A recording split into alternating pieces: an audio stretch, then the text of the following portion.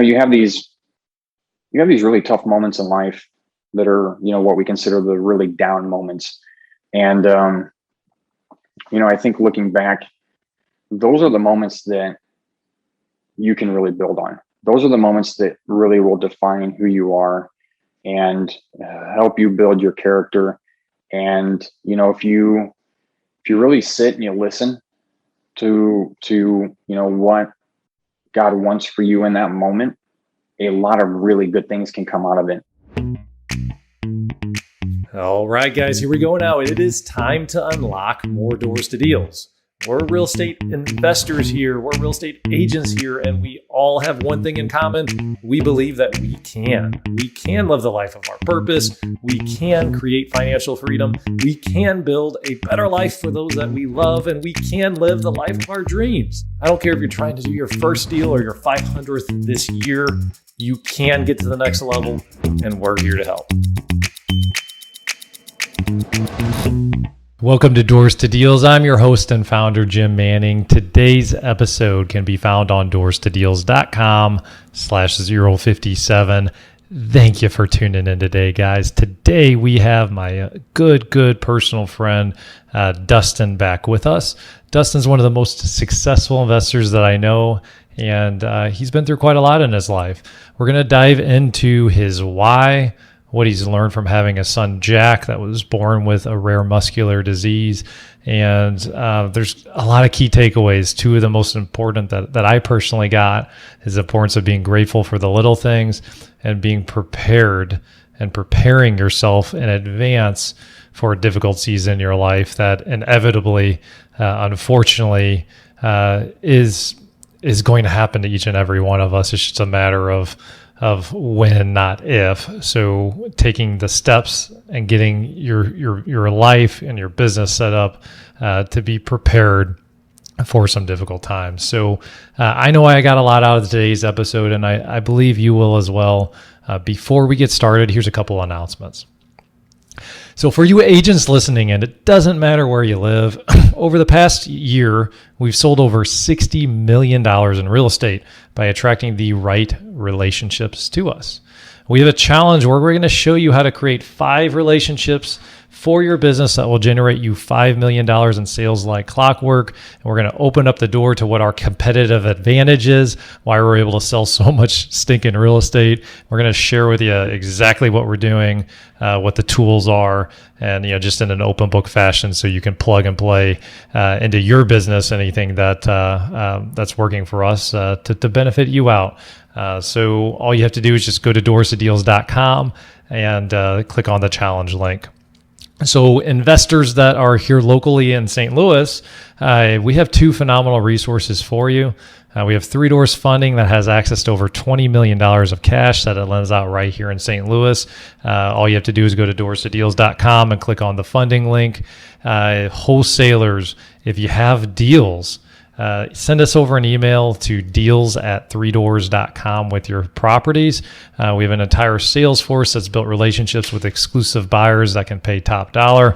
Our buyers are all vetted and approved by 3 Doors Funding. So if one of our buyers says that they want your house, you can be certain that they have enough money to close on it. And the other thing is that we also buy a ton of properties, and we can buy properties up to 90% of the after repair value, depending on the deal. So again, all you have to do is just email over what you got to deals@3doors.com to get started there. So no more talk, guys, from me. Announcements are over. Here's the interview. Let's have some fun. All right, guys. Hey, Jim and Caleb here again, and we have one of our good friends. Dustin is back. And after the last episode that he was on, Dustin and I kind of connected. We had some lunch, and we realized that the last episode we kind of left some important pieces to Dustin's story out, and quite frankly, some pieces and the part of his journey that I think everybody needs to hear. And I think that there's somebody out there that is really going to benefit from his story and kind of like what he's going through. Anyway, so we were just like, hey, we got to get this back. We got to a lot of good stuff, but we didn't get to really what we needed to hit on. So Dustin, how are you, my friend? What's going on with you, bud? Doing very good. How are you guys doing today? Fantastic. Fantastic. Good. It's hard to not love life when you're in real estate in a market like this. And so, Absolutely. okay. So let's get kind of back going with kind of like just a brief background again, because not everybody will have heard that other episode, and then kind of like dive into some of the challenges, just kind of get right into it. So kind of brief background again for those of us that don't know you. Yeah. So real brief. Started out in real estate in 2003. Been buying and rehabbing, renting homes now for I guess almost 18 years in the Granite City, Pontoon Beach, Madison County market, and so yeah, real estate is pretty much at this point what I primarily do, and I love what I do. Especially like you said, Jim, in a market like this, it's a lot of fun, and looking forward now that things with COVID seem to be slowing down a little bit, getting back out, doing some more networking, and just getting to actually see some people that I haven't seen in a while. So looking forward to that. I love it. And yeah, I mean, us connecting with lunch was like a big deal for me. Hopefully it was a big deal for you, Dustin, but It was. I had a really, yeah. Had a really good talk with you, and I had a really good time. So I appreciate you taking time out to have lunch with me. So, okay. So Caleb, we've been talking a lot about like your big why. So we have this 5 to 5 million challenge that we're doing with agents. And a big part of it is like our big why. So Caleb, really quick, like why is the big why so gosh darn important? What do you think, bud? So I really think once you discover your why and you really realize what your why is, nothing can stop you. I am so sorry. Somebody just called me. Nothing can stop you once you realize your why and you discover it. There's no limit to your possibilities. For me personally, I went through a really tough part of my life, and my wife took me out of that and saved me. So, I mean, your why is the most important thing to realize. And without that, you're not going to reach your fullest potential. And it sounds so cliche, guys, but it's so true. Like I was an average investor, an average agent until I got crystal clear on my why, until I knew. And for me, my why started out as like, just wanted to put a ring on my soulmate, on my now wife's finger. Like I got that crystal clear, and I was able to go through. I couldn't drive for 6 months. I couldn't go through all these troubles, and I was able to annihilate them. So Dustin, okay, let's really focus more in depth. This isn't about Caleb and I. This is really going to be about your story. Hopefully that outlines though, like why is so important. So when you started out in investing, like why were you doing that? Like what was happening there? So got into, well, as we kind of had mentioned in the prior interview, I'll recap that a little bit, but got into real estate in 2003 thanks to my stepdad and my mom. So I was engaged, getting married. Didn't actually have a job at the time. I was in between jobs, but bought a very inexpensive house in Granite City as a fixer-upper that I wanted to rehab. Didn't know anything about it. And, my stepdad and my mom and some friends helped me through that process. And I got that project done, and I said, I'll never do this again. I spent, 6 months swinging a hammer, attempting to swing a hammer. I didn't know what I was doing, but I didn't have any desire to be in construction or even in real estate. Really, I didn't know anything about real estate. Now, I'd grown up in a family where my mom was a realtor, had been a realtor at that point by, I don't know, 10, 15 years already. Very good at it, but I didn't have a passion for that. So fast forward, 5, 6, 7 years, my stepdad talked me into buying another one. And so we bought another one, we rehabbed it, but we both were working full-time jobs. And around 2009, 2010, as my stepdad and I are both working at the Bank of Edwardsville at the time, he had kind of just said, I'm kind of tired of working a full-time job and taking on projects on the side. I'm going to kind of step out of the picture a little bit. And at that point, that's when I started hiring contractors out to do these jobs, to try and figure out how there was a better way to do this so that I wasn't doing all the work. So I think at that point, that's kind of when I really kind of realized I could turn this into a business I didn't have a lot of business experience. I had a prior business prior to real estate, running a landscape company, had done fairly well, but it was a lot of physical labor and something I knew that, longevity wise was not something I wanted to do into retirement age. And so I started figuring out how can I scale the real estate business into really what it is today. And as you guys know, I joined Fortune Builders 2012, and really that is when things started evolving for us. You mentioned the why. The why didn't come into picture probably for me. I'll just be 100% honest. Up until about 2015, my why was just money. Like I wanted to build a business that was insanely successful, that generated a lot of income. Not so much for selfish reasons, but I wanted to be able to build enough wealth that I could comfortably retire and my family could travel and we could do things that we wanted to do comfortably. And I think a lot of that stemmed from when I did work at the bank throughout the 2007, 8, 9 market crash. I watched a lot of people who I was either working with or people that were, working for factories where, they watched their 401ks disappear overnight because of the market crash. And that was an eye opener to me because that's where I was putting a lot of my money at the time, was in my 401k. And I sat back and I said, I don't want to be the 70-year-old banker who is looking to retire with maybe, 10, 15 years left of life. And my 401k is gone because of market crash. And that's when I said, what, I got to really figure this out. What am I going to do with real estate? What direction I'm going to move in real estate? So up to 2015, my why was I just wanted to be financially secure, which I think is probably something most people would say. And there's very different types of whys. I mean, there's that was a survival why. And then I'm sure in 2015, once you became a little more financially secure, you went into a successful why. And then later on, we have whys that are how do we leave our legacy and how do we have people remember us? The whys can change. And I think a lot of people think that like you can't have small whys throughout your life, but sometimes it can be to get married and have a ring. And it can be to survive and have money. And then it can be, how do I change 250 people's lives? Yeah. And Dustin, to it's like, okay. And to give you permission and really anybody listening in, like it is completely okay to have a why that's just based on certainty, that's based on money and security for yourself. Like there is nothing wrong with that why. Absolutely. Sometimes when we hear that concept, we think like, well, it's got to be this like giving thing or a charity thing or whatnot. Yeah. That's not, I mean, quite frankly, a lot of the people that do the best in real estate, that's really is where they start out. It's just as simple as, well, I want to make some money and I want to have the, excuse me, guys, I want to have the lifestyle that I want to have. And that's completely okay. So here's the interesting thing about it is based on what you're telling me, I think you were crystal clear on your why at that point.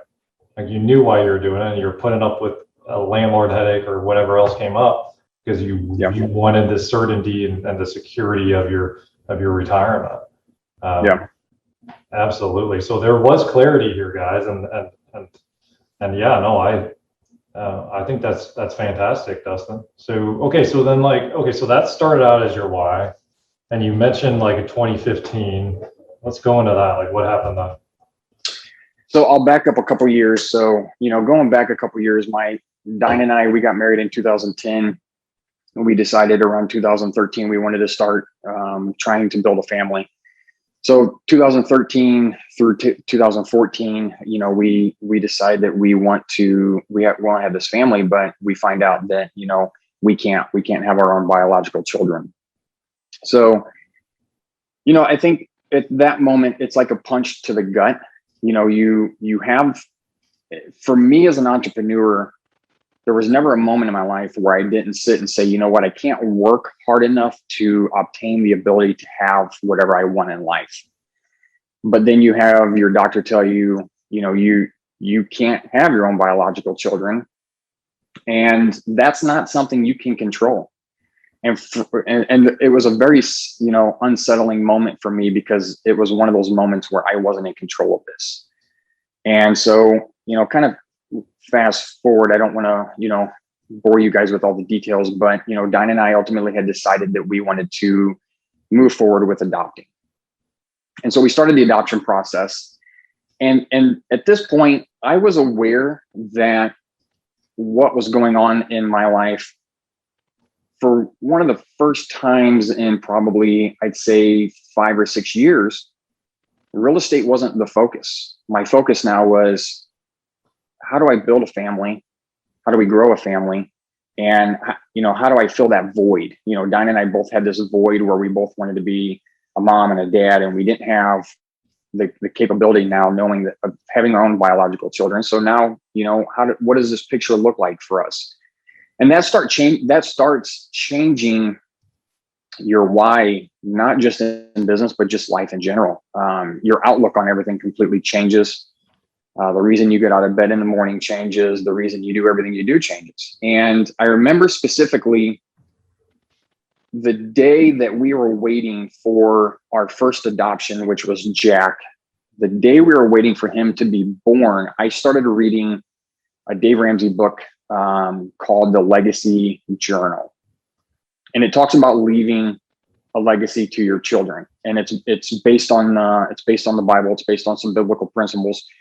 But I just, for whatever reason, randomly picked that book up, and it was very clear to me, I think, looking back, why I needed to read that specific book. But I think God was just putting me in a specific place at a specific time at that moment, as we sit August 14th of 2015, waiting for the phone call that Jack's birth mom was going into labor, so that we could go to the hospital and start that journey. And I just remember thinking that day how there was an entire calmness over me. And I remember Diane just being like a nervous wreck. Like, I think she cleaned the entire house 3 times, because we were expecting this phone call early in the morning, and we didn't get that phone call until, it was late evening. I want to say 7 o'clock, maybe. We finally got the call that she was going to be going into labor. And, so yeah, that was a very long day, a very clarifying day for me, because there was so much that was going through my mind, but there was this just calmness over me, leading up to that point of our journey with Jack. Yeah, it's interesting how 2 people can handle a situation like that completely differently, right? Yeah. Okay, so then what happened next, man? So we, I'll kind of lead right into. So we end up going to the hospital, and Jack is born later that evening. I remember Dinah and I were in the hospital room, and it's approaching, I want to say it was late, 10, well, late for me, 10:30. And we're just kind of laying there in the room. We're just waiting for Jack to be born. And this tells us, hey, Jack is born. Now, leading up to this point, we didn't know Jack was going to be a boy. We didn't know whether she was having a boy or girl. But I remember asking the nurse when the nurse walked in, what's the baby's name? And I said to the nurse, is it a boy or is it a girl? And she just looked at me with this weird look, like she thought I knew. And she said, it's a boy. And so I said, well, if it's a boy, we're naming it Jack. And so about an hour later, we finally get to meet Jack. And so long story short, Jack was born with a very rare muscular disease. He was born with a muscular myopathy that I think at the time our doctor had told us was, there was less than maybe 300 cases worldwide. We didn't know that he was born with that for months later, several months. Well, I take that back, a month later. What we were told during Jack's birth was that he just needed some time to kind of bake. And what the nurses mean by that was he needed to go to Cardinal Glennon. He just needed some additional support. And I go into depth and I kind of explain all this about Jack's birth, because this was a major turning point for me in my life and in my why, because, let's fast forward a month, we get Jack's diagnosis. And Jack's diagnosis is something that's, obviously great. It's, these children that are born with this type of myopathy live very, very short lives. Many of them don't reach a year old. But we knew at that point with his diagnosis that this was not going to be a position where we were going to be able to bring him home. We weren't medical professionals. We weren't nurses. He needed around the clock nursing care. With his myopathy, he was on a trach. He was on a feeding tube. He had severe oxygen level issues. And so, we knew at this point we weren't going to be in a position to bring him home. Now, at this point, once Jack's born, the very next day, he goes to Cardinal Glennon. So we spend, the next 3.5 months at Cardinal Glennon with him, and he transitions over to Rankin Jordan out of Cardinal Glennon, which is a bridge hospital. And then, through Thanksgiving and leading up to Christmas, we're with him at Rankin Jordan through his diagnosis and through he'd had a couple of surgeries, just trying to figure out what the exact diagnosis was going to be for him. So, I go into detail because this is, as I said, a major changing point in my life. Here I am, someone who's very healthy. I've worked hard for everything in my life, but I've always been in a position where if I needed something, I could work for it. And, you go into this situation with pregnancy where you can't have your own biological children, and that's something that's out of your control. And then you get into adopting, and our son is born with this very rare disease that's not curable. And now we can't bring him home. And there's all these emotions, there's all these feelings, there's all these things going on. And you sit there and you start realizing there's so much more to life than what we realize. I become grateful at this point that I can actually wake up and eat, or that I can breathe on my own, that I can go for a walk, that I can, do all these things that he'll never experience. And that is actually the largest turning point in my life for my why and in my business because of that experience. So first, and foremost, thank you for sharing this with us. And for those of you that have never had a baby in the NICU, I promise you it's something that is insanely difficult. It's like maybe the most difficult, or if not the most difficult, one of the most difficult things I've ever had to deal with. And I had my youngest, I have 4 children, and Drew was born 2 months early. And we kind of felt like blessed and grateful because he was 2 months early, but his health and everything checked out, and we were able to leave like 6 weeks later. But those 6 weeks, even with the health not being an issue, the emotional toll, going up there every night, we were dealing with 3 other kids trying to do that, trying to work and everything, was an incredible thing to deal with. I can't imagine, man, in your case where like you were there for 3.5 months and you had this rare disease. That Jack had. Thank you for being strong enough to share this with us. I know this isn't an easy conversation. Yeah. No, it's not. And I think the thing that's probably the hardest thing for me is that, throughout that process of being with Jack, he did more for us than we were able to do for him. He taught us more in that, 4 months that we were with him than what we could do for him. And that's something that, we as parents are always eternally grateful for, and has changed our lives because, that has spurred so many things in my heart that I want to do. I want to be in a position that I can, one day down the road, help parents that are going through these situations. And that's become a why. That's become part of, why I do what I do and my drive. And so, yeah, little things in life, whether you're aware of them at that very moment, or, you realize later on down the road that, they change you drastically over time and changed that why altogether. So what advice would you give yourself, like looking back, like the day Jack was born and knowing that you're about to go through what you're gonna go through? Hey there, if you're looking to get the ultimate edge for your real estate investing company, go to doorstodeals.com/invest for more information. Just so you know, a high percentage of the people that we interview on this podcast are actually already Three Doors Network members. And our network members have a lot of extra resources. They have access to an online training vault with over 3 years worth of content in it. They have access to vendor savings like our Home Depot discount that's literally saved thousands of dollars for members.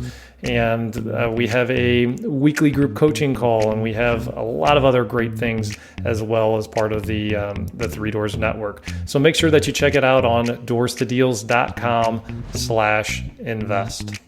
So what advice would you give yourself, like looking back, like the day Jack was born and knowing that you're about to go through what you're gonna go through? Advice, I don't know. That's kind of a tough question. I don't know that I could give myself any advice to change, to do anything differently. I mean, I think for us, we were, I'm thankful that we were in a position where, being business owners, we could be there for him every day. I'm thankful that we had such an incredible support staff of family and friends that, that were just with us, that were at the NICU day in and day out, just trying to make sure that we always were surrounding him.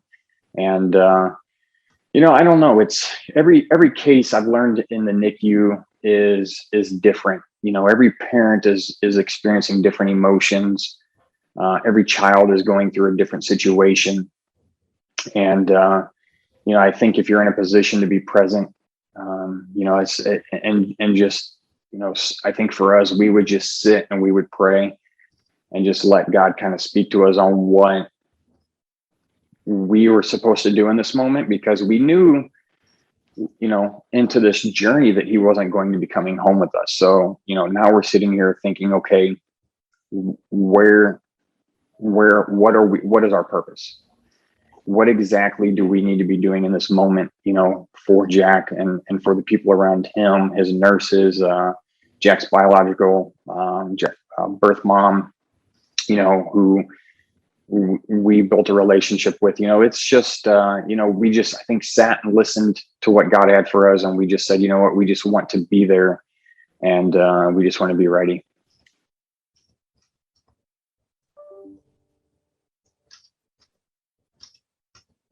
So then it was about a 3.5 month process. It was, yeah. So leading into our second adoption, which is Reese, who's our daughter, who's going to be 6 in December, which I can't believe, but she's growing so fast. Yeah. I watch her on social media, and she's huge now. It's crazy. She woke up this morning early. I was downstairs, and she comes downstairs and she runs up, she gives me a hug, jumps in my arms, and her comment to me this morning was, "Daddy, I'm growing up so fast." And I said, I need you to stop. Like, I just need you to stop, please, because I don't want you to grow up. And I didn't. That was her first words to me this morning, which is so ironic. But yeah, so here we are every day in the NICU with Jack. Or at this point, we're at Rankin Jordan, which is a phenomenal place. And Diane gets the phone call from our attorney, our adoption attorney, that says, "Hey, we have another family that's interested in your placement."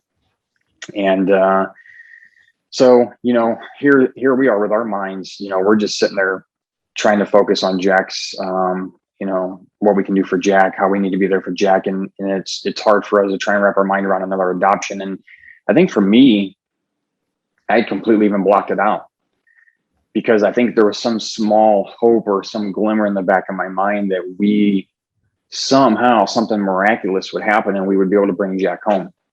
Now, obviously that didn't happen, and that wasn't the purpose of why we were there. But fast forward to December 22nd, 2015, same year Jack was born, 5 months later, we get a phone call at 9:00 on the night of the 22nd that the other couple that had their baby had selected us for adoption. And I'm sitting on the couch and I'm listening to Diane, who's on the phone with our adoption agency, having a conversation, not really paying too much attention to what's going on. I think I was watching football, and she comes back downstairs and she says, that was our adoption attorney, and we've been selected for Reese, and they want us to come pick her up now. And I just remember sitting there kind of numb to the idea, because our hearts were still with Jack. So you've got all these emotions of how am I supposed to be there for him?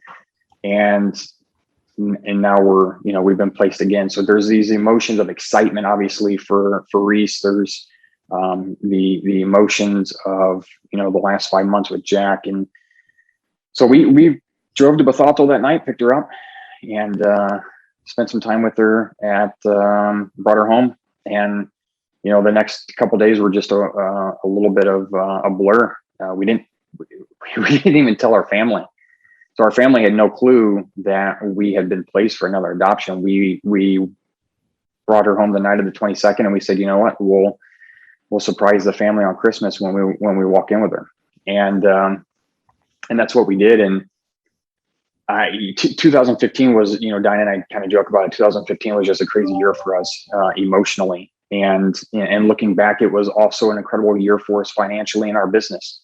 It seemed like everything just in the moments from August to December and through our adoption process for both of them, all these real estate transactions were happening. And it just felt like, we were just getting one blessing after another. And, looking back, we sit there and we think, how in the world did we manage all this? Like, how did we do everything that we did? And I'm thankful that we were able to just, be there for Jack and be in a position to bring Reese, home, and just very thankful that we managed to do it all. Definitely an overwhelming year. And then you get into a year like the last 3-4 years where we've had a lot of consistency, and Diane and I are sitting there looking at each other like we're waiting for something to happen, because there's just like, everything has just been the last couple of years have just been so like calm, and outside of COVID, of course, but like leading up to that, like everything has just been calm, and there's not been a lot of change. Nothing drastic's really changed in our lives, and it's just, we're just sitting here, waiting for something to happen. And we have started the adoption process again. Oh, great. So let's go back here a little bit. And Dustin is a really humble guy. That's one of the things I love about you the most, Dustin. You so nonchalantly said financially everything went great.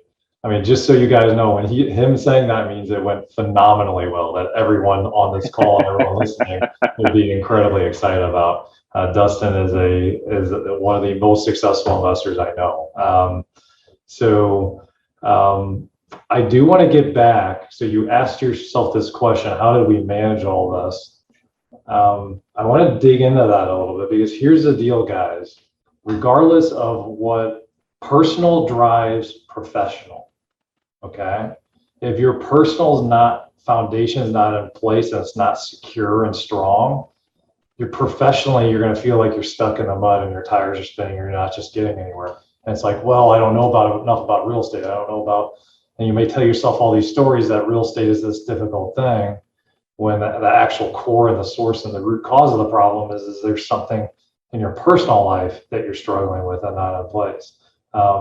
So regardless of it being a child in the NICU with a rare order, in my case, I hit my head, concussion, 2 seizures, or insert a divorce, a death in the family. Life happens to us all, okay? So when you said, so you were able to have a crazy successful year, and you had all this kind of personal stuff going on. I'm not going to let you off the hook. We need to dive into this a little bit deeper because people listening to this, or our listeners, really, like, everybody at all times there's different seasons in our life, and there's seasons where we have struggle, we have trials, and getting good at this skill, being able to succeed even when we're doing trials, is something that is a gift I'd love for everyone to grow and foster. So, okay, so let's go into that. So 2015, one of your most successful financial years, and all the emotional swings. Okay. So, like, take me back into that headspace. I know it was a while ago, it was 6 years ago, but like, what was happening in your psychology that helped you be successful? I think it was, and I'll start by saying 2015, the second half of 2015 was a blur for us, because it felt like, we got into 2016, and looking back, we were just like, the last 6 months of that year was a roller coaster. We were emotionally drained, we were physically drained. And, so I think, looking back on the business aspect, for our company, Home Investors, we had been now,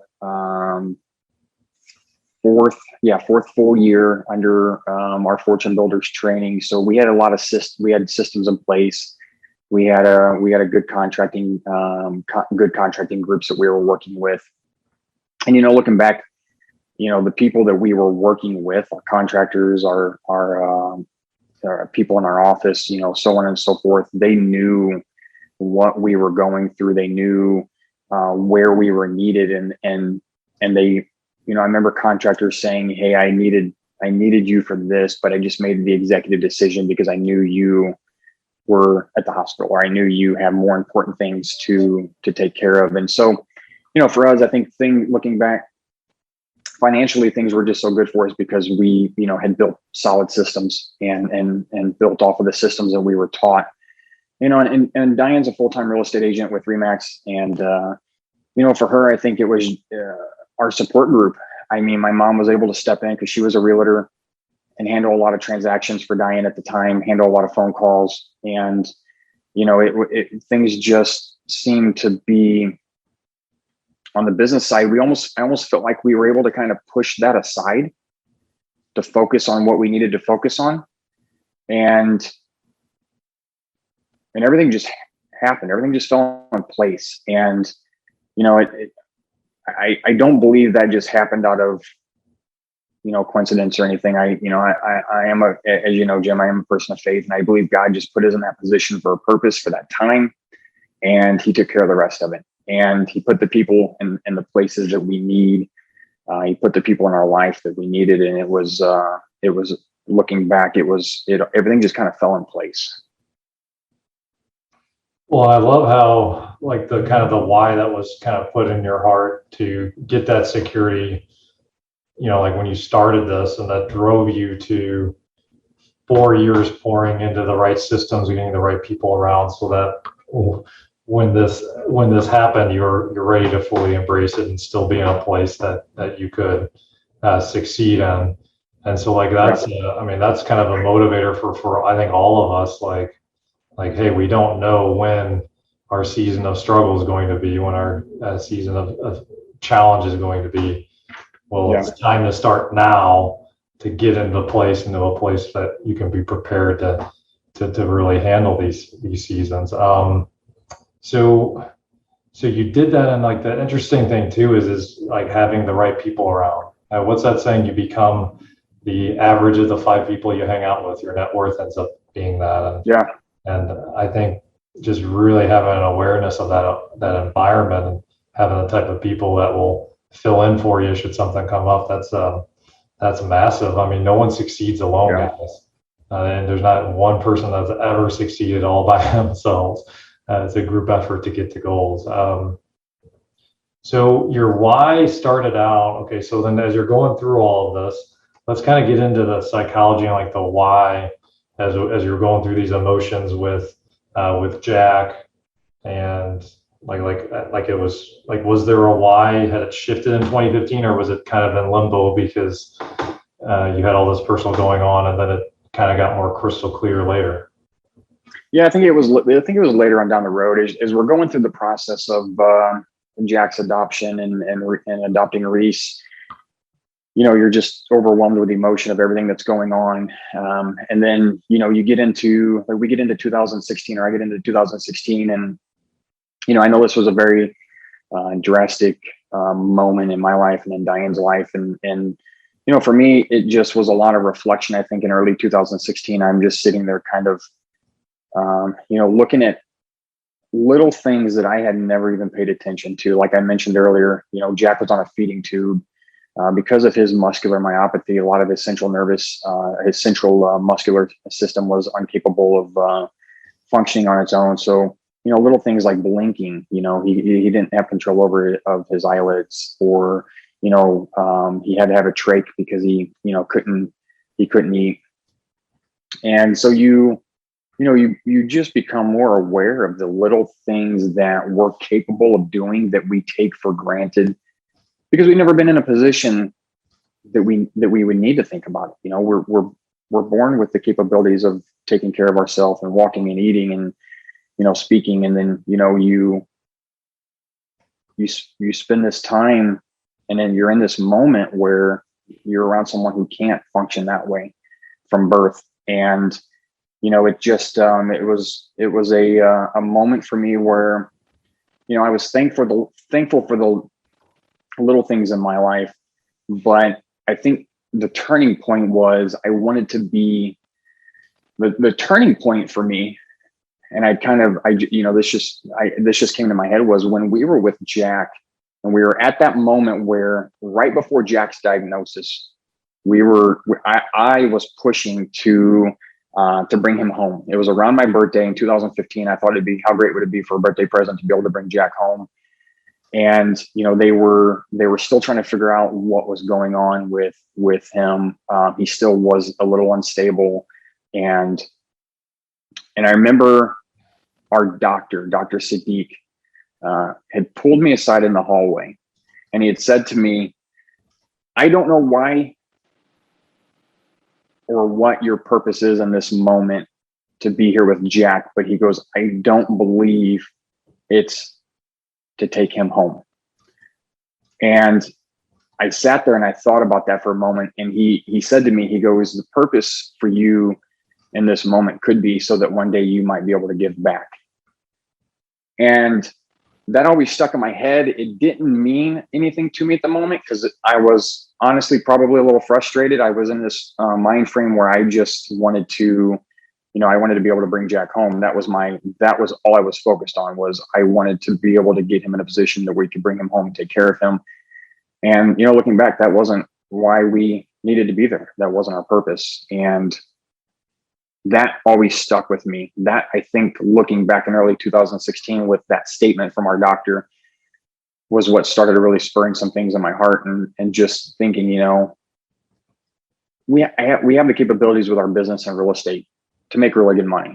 I mean, that's the truth. You can be very successful in real estate, and you can do one of two things with it. You can be greedy, and you can, use it all for yourself, or you can really bless some people with it. You could do some really incredible things. And that was the turning point for me, where I had never thought of anything really outside of, wanting to just be financially secure myself, to now shifting because of Jack into what can I do for other people? How can I help families that are going through similar situations? How can I financially help them? How can I be there for them, emotionally, financially, whatever it may be? And so, that just kind of, that why started changing. It's no longer even a financial thing anymore. Is, now for us, it's, I'm going to be 41 this year, and I'm looking at, what do I want to do in my 40s? What do I want my legacy to be? What do I want to teach my daughter in life? Reese is going to be 6 in December, and she's obviously growing up in a household with 2 parents in real estate. She hears a lot of real estate talk, but I think I want to teach her, very young, our experiences with Jack, and what, what life was with him, and be able to teach her, there's so much more to life, and just be in a position where we can give and help and let her experience that at a young age. So are you still kind of searching for exactly what that is? Do you have like a game plan on kind of like what you want your 40s to look like? Where are you at? Yeah, I'm still working on it. I've got a lot of things in my mind. I've put things down on paper. Obviously we want to start something in Jack's name, some type of charity in Jack's name, where we can go into helping parents in the NICU. Whether when we were in the NICU, I was surprised at how many, and I shouldn't say surprised, but like a lot of companies will step up and do things. St. Louis Cardinals would donate Cardinal tickets, to parents, or to the hospital to give to parents. And, when you're in the NICU and your child's in the NICU for months on end, a night out to a ball game or a night out to dinner, or something, something so little like that is so drastic. And so, I think for us, we just want to be able to help these parents that are going through these tough situations to make life a little bit easier. And I don't know. I don't know where that goes from. I don't know exactly how that looks starting that. I don't know what this expands to, but I think over the next couple of years, I want to put a lot of focus into that and get that off the ground and start really doing something in Jack's name for that purpose. That's amazing. So the why is kind of shifting to more of like a legacy why. Yeah. Yeah, that's fantastic, man. And what a blessing it is to be in real estate where you can, at 41 years old, be thinking like this and be doing this after a kind of like a little over a decade worth of hard work. Yeah. It's a great feeling to know that we're getting very close to being in that financial position where we could really start doing some great things. And yeah, it's exciting. I mean, I know what we're capable of doing, and I know how many great families I think we're going to be able to really just help out. And so, yeah, we're excited. That's awesome. So, what's interesting is, like you kind of said it earlier, and this is why the why can be difficult, guys, is like his first why was like that financial security, making a lot of money. Okay. And what I've seen a lot of people, what happens to a lot of people is okay, then you go out and you do that and you're making a lot of money. And it's like, okay, what now? What am I going to do? So like it's a constant reinvention of the why and getting focused, because now all of a sudden, Dustin may want to make a lot of money so he can pour more money into the charity. And that's going to kind of like help him still go and help him do good things and kind of produce it at a high level. But yeah, having the clarity on that why, not to be a broken record, but I'm going to say it again because it is so important. I mean, that is clarity there, guys, is so powerful. So, I mean, any other like closing thoughts on this, Dustin? I mean, what do you think? I think I think looking back, those moments really, really had a drastic change on who I am and who, Diane is and who we are as a married couple, and now as parents for mom and dad to Reese. And so, you have these really tough moments in life that are, what we consider the really down moments. And, I think looking back, those are the moments that you can really build on. Those are the moments that really will define who you are and help you build your character.